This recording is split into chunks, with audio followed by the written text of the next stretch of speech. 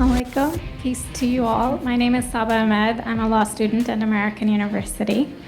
I am here to ask you a simple question. I know that we portray Islam and all Muslims as that, but there's 1.8 billion Muslim followers of Islam. We have 8 million plus Muslim Americans in this country, and I don't see them represented here. But my question is, how can we fight an ideological war with weapons? How can we ever end this war? The jihadist ideology that you talk about, it's an ideology. How can you ever win this thing if you don't address it ideologically? Great.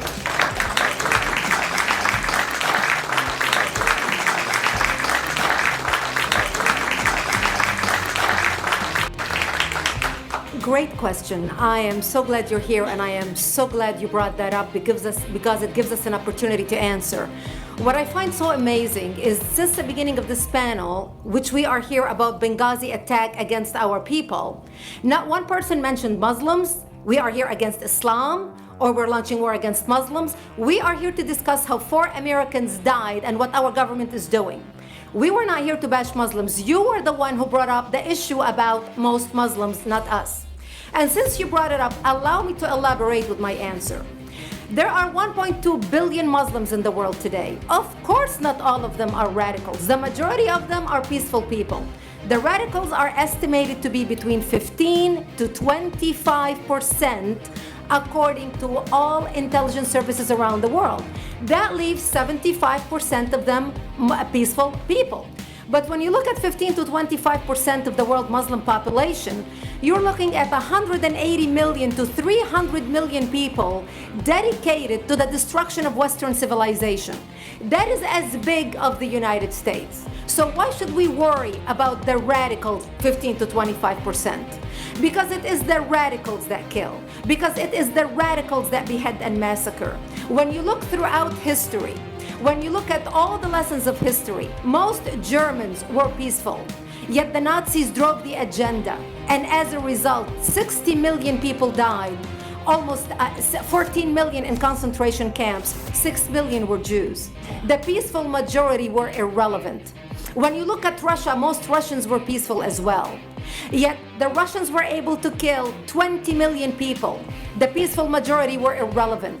When you look at China, for example, most Chinese were peaceful as well. Yet the Chinese were able to kill 70 million people. The peaceful majority were irrelevant. When you look at Japan prior to World War II, most Japanese were peaceful as well. Yet Japan was able to butcher its way across Southeast Asia, killing 12 million people, mostly killed with bayonets and shovels. The peaceful majority were irrelevant. On September 11th in the United States, we had 2.3 million Arab Muslims living in the United States. It took 19 hijackers, 19 radicals to bring America down to its knees, destroy the World Trade Center, attack the Pentagon, and kill almost 3,000 Americans that day. The peaceful majority were irrelevant.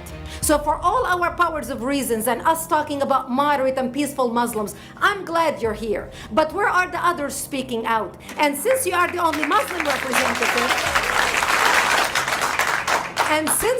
the only Muslim representative in here, you took the limelight instead of speaking about why our government, and I assume, are you an American? You're an American citizen. So as an American citizen, you sat in this room, and instead of standing up and saying a question or asking something about our 4 Americans that died and what our government is doing to correct the problem, you stood there to make a point about peaceful, moderate Muslims. I wish you brought 10 with you to question about how we can hold our government responsible. It is time we take political correctness and throw it in the garbage where it belongs and stop calling it.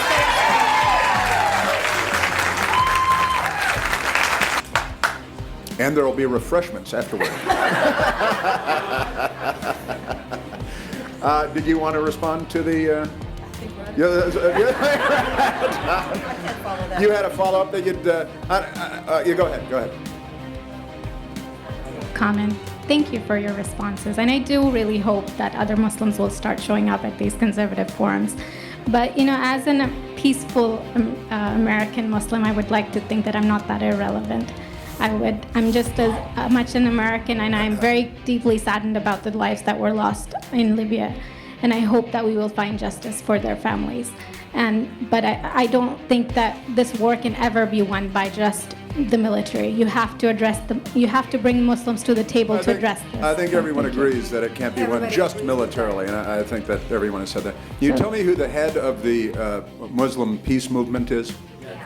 I guess it's me right now, so thank you.